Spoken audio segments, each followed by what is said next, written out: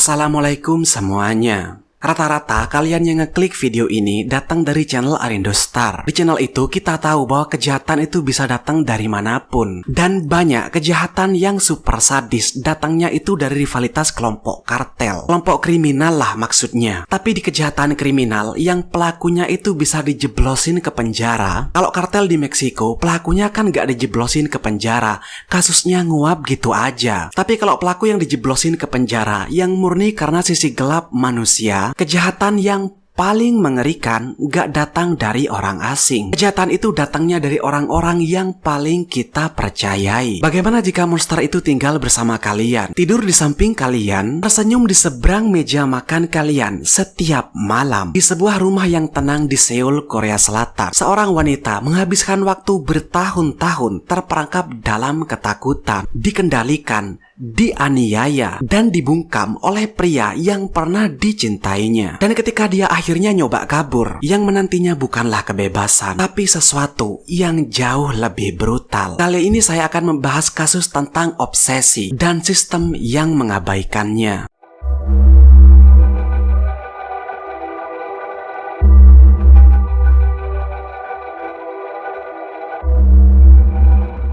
Hari itu jalanan tenang, gak ada keanehan apapun. Tapi saat sore hari tanggal 3 September 2021, tepat jam 2 siang, ketenangan itu pecah. Terdengar suara jeritan, "Tolong aku." Seseorang, siapapun, "Tolong aku." Jeritan itu datangnya dari sebuah apartemen. Di sana seorang wanita diserang secara brutal di rumahnya sendiri. Ayahnya yang putus asa ingin mencoba untuk nyelamatin, nyoba ngeluarin putrinya yang bersimbah cairan merah, dibopong gitu. Mereka berhasil turun ke lantai pertama dan berusaha kabur. Jalanan yang sepi di luar berubah jadi mengerikan. Para tetangga keluar saat dengar jeritan itu dan langsung mendapati cairan merah berceceran di trotoar. Dan di tengah-tengah semuanya ada seorang pria yang lagi megang katana, pedang samurai yang dulunya diperuntukkan untuk prajurit Jepang. Si pria yang megang pedang itu namanya dirilis ke media sebagai Tuan Jang, entah nama asli atau samaran. Karena di Korea itu kasus-kasus kejahatan banyak yang disamarin, kayak nama korban, nama pelaku. Dan pada kasus ini alasannya adalah untuk melindungi beberapa orang yang ditinggalkan oleh korban. Pembantaian yang terjadi pada hari itu disebut sebagai insiden katana. Dan si wanita yang bersimbah cairan merah itu bernama Kim Ga-young. Ini nama samaran ya. Dan dia adalah istri dari si Jang. Mereka udah nikah sejak tahun 2004. Dan beberapa tahun kemudian muncul beberapa keanehan pada diri Jang. Jang dan istrinya Kim Ga-young punya 2 orang putri. Dari luar mereka tampak kayak keluarga normal. Semua orang anggap bahwa keluarga ini hanyalah keluarga biasa. Tapi di balik pintu apartemen itu, Kim Ga-young harus menjalani mimpi buruk, di mana si Jang ini posesif banget. Dia ini terus-terusan nuduh si Kim Ga-young ini selingkuh. Jadi dia masang GPS di teleponnya, perekam suara di setiap sudut rumah. Seolah-olah Kim Ga-young ini adalah tahanan di rumahnya sendiri. Lebih parahnya lagi, alih-alih mencari pekerjaan untuk mencari nafkah,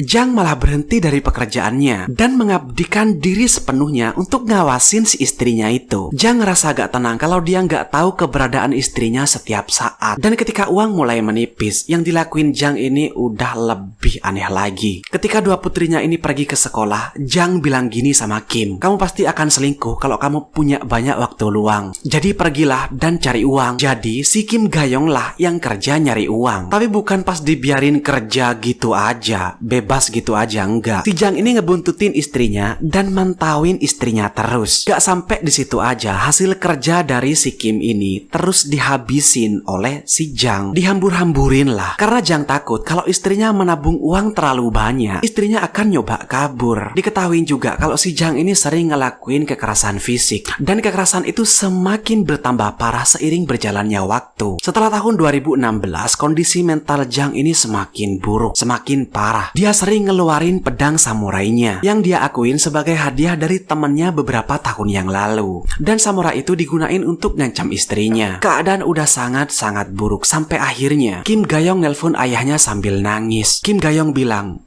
"Ayah, tolong selamatkan aku." Setelah itu, ayahnya bergegas ngehampirin Kim Ga-young dan nenangin dia. Di sana, ayah Kim Ga-young malah minta putrinya untuk bersabar. Ini hanyalah cobaan rumah tangga katanya. Cobaan gimana kalau gitu tuh coba. Pada bulan Mei 2021, beberapa bulan sebelum insiden, Kim Ga-young bikin keputusan yang nekat. Kali ini dia ngadepin suaminya. Dia belak-belakan bilang, "Aku udah nggak tahan lagi. Aku nggak sanggup hidup kayak gini terus." Setelah bilang kayak gitu, Kim hanya bawa buku-buku dan anak-anaknya. Dia pergi ke rumah orang tuanya. Yang ngerespon dengan memutus semua akses Kim ke uang. Dia memblokir semua kartu kreditnya. Dengan keyakinan bahwa ketika Kim kehabisan uang, dia gak punya pilihan selain kembali ke Jang. Dan emang kayak yang diduga Jang, tanpa uang, situasi Kim jadi sulit. Tapi alhamdulillah, beberapa minggu kemudian Kim Ga-young dapat pekerjaan. Perlahan-lahan dia mulai nabung untuk pendidikan anak-anaknya. Di momen itulah Kim bertekad untuk menceraikan suaminya yang posesif. Gak peduli apapun yang terjadi. Bahkan jika itu berarti Kim harus pergi ke pengadilan, dia siap. Jadi Kim menggugat cerai Jang. Tapi hidup ternyata nggak semudah yang Kim harapkan. Terjadi PHK besar-besaran di kantor Kim, yang bikin sekali lagi uangnya jadi terbatas. Bahkan dia nggak cukup uang untuk beli baju baru. Di saat itulah dia ingat dengan pakaian anak-anaknya yang tertinggal di rumah Jang. Kebetulan banget, beberapa hari kemudian Jang nelpon Kim. Jang bicara dengan santai, "Kemarilah, ambil pakaian anak-anak." Kelihatannya itu permintaan sederhana, tapi ada sesuatu yang terasa aneh. Jadi, Kim minta ayahnya untuk ikut dengannya, untuk jaga-jaga. Ketika mereka sampai di apartemen, pada sore hari bulan September, insting Kim terbukti benar. Kode kunci pintu sudah diubah. Kim dan ayahnya nggak bisa masuk. Jadi, Kim nelpon Jang. Nggak disangka, Jang malah ngasih PIN baru itu secara cuma-cuma. Kayak dia menduga hal ini bakal terjadi. Jadi, Kim dan ayahnya hati-hati masuk ke dalam, hanya untuk ngambil beberapa pakaian. Hanya kebutuhan pokok untuk anak-anaknya. Ayahnya berdiri di depan pintu masuk. Dia gelisah. Udara terasa aneh. Dia biarin pintu sedikit kebuka. Sesuatu memberitahu ayah Kim bahwa mereka mungkin harus segera pergi. Dan hanya beberapa menit kemudian, Jang datang. Jadi ternyata kode PIN itu diubah biar si Jang ini tahu kalau si Kim ini udah di rumahnya. Ketika Jang masuk ke dalam rumah, dia bilang sama Kim, "Cabut gugatan cerai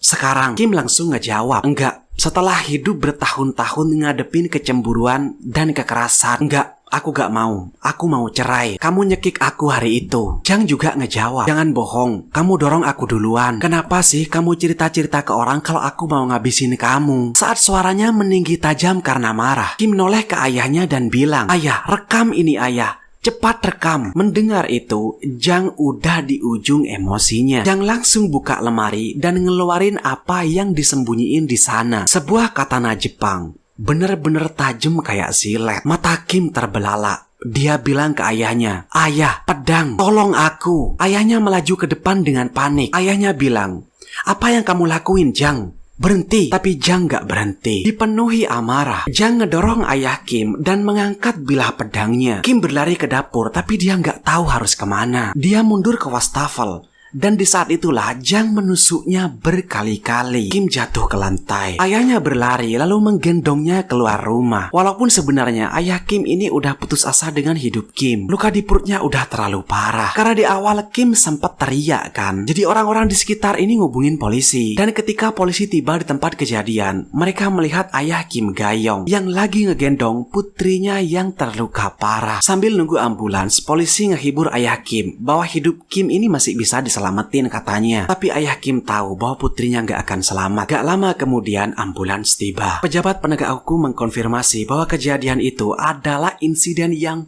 paling brutal yang pernah mereka alamin. Sampai hari ini belum ada gambar atau rekaman kejadian perkara yang dirilis ke publik. Bukan karena kurangnya liputan media, tapi karena sifat kekerasannya dianggap terlalu mengganggu untuk disiarkan ke publik. Ketika para medis tiba, Kim Ga-young ini masih setengah sadar, masih ngigau. Dia dibawa ke rumah sakit, tapi gak ada yang bisa dilakuin. Cedera akibat katana itu terlalu parah. Ketika di mobil ambulans, ayah Kim Ga-young cuman bisa meluk putrinya erat-erat dan mendengar kata-kata terakhir putrinya. Bahkan di nafas terakhirnya, Kim Ga-young gak mikirin dirinya sendiri. Dia masih mikirin anak-anaknya. Kim sempat sadar dan bilang ke ayahnya di mobil ambulans, "Gimana sama anak-anakku? Apa yang bakal terjadi sama mereka kalau aku gak ada?" Itulah kata-kata terakhirnya. Di waktu yang sama, ketika polisi menggeledah rumah, cairan merah gak hanya ada di dalam rumah, tapi Tapi di seluruh jalanan ketika ayah Kim ngegendong putrinya dan cairan merah itu dikatakan banyak banget yang bahkan bikin para tetangga takut untuk keluar rumah. Yang bisa mereka lakuin adalah mendengar dari kejauhan ketika sirene mengaung dan teriakan memenuhi jalan. Sementara itu, Jang bahkan gak nyoba untuk melarikan diri. Dia tetap berdiri kaku di TKP, nungguin dengan tenang sampai polisi datang. Tatapan mata Jang kosong, seolah-olah dia belum bisa memproses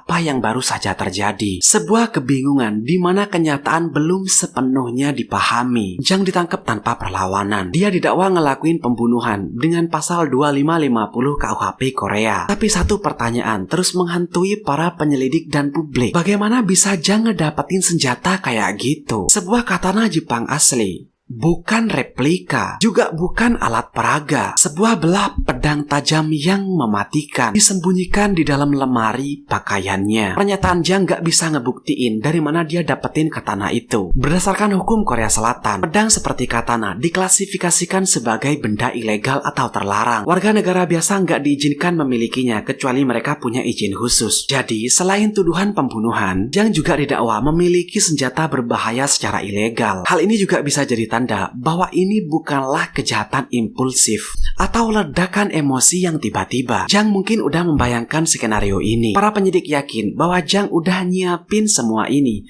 jauh sebelum kejadian itu terjadi. Tapi Jang terus bilang kalau dia nggak ingat apapun. Jang bilang, saya nggak tahu apa yang terjadi. Saya cuma ngelihat pedang itu dan ketika saya ngambil pedang itu dari lemari, saya nggak ingat apa-apa lagi. Jang bahkan masih bisa-bisanya nyalahin ayah si Kim Ga-yong dengan bilang, seharusnya Anda menghentikan saya. Itu adalah sifat menyalahkan yang klasik. Sifat yang sering terlihat pada psikopat menurut para ahli. Saat psikolog ngamatin Jang lebih dekat, mereka ngelihat sesuatu yang aneh. Jang punya kecemburuan yang ekstrim atau yang mereka sebut sebagai sindrom Othello. Sebuah sindrom yang berakar dari pemikiran delusi. Ketidakmampuan untuk sepenuhnya mendominasi atau mempertahankan Kim Ga-yong mendorong delusinya ke batas dan mungkin jadi faktor kunci di balik pembunuhan itu. Ironisnya, Jang yang udah meneror Kim selama bertahun-tahun tampak sama sekali nggak peduli dengan tindakannya sendiri. Sejak awal, jaksa berpendapat bahwa ini lebih mendekati kejahatan terencana daripada kejahatan impulsif. Perbedaan antara pembunuhan berencana dan impulsif sangat berbeda jauh kalau di Korea Selatan. Maka jaksa secara resmi mendakwa Jang dengan pembunuhan berencana. Setelah banyak pertimbangan, pengadilan menjatuhkan hukuman 20